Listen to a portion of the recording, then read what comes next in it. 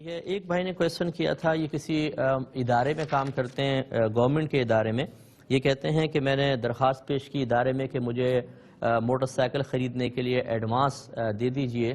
تو اب motor cycle فرض کر لیں کہ آتی ہے 35,000 کی، تو ادارہ ان سے 40,000 روپے لے گا. تو اس طرح یہ جو 5,000 روپے زیادہ دے رہے ہیں، کیا یہ سود میں شامل ہوگا کہ نہیں ہوگا؟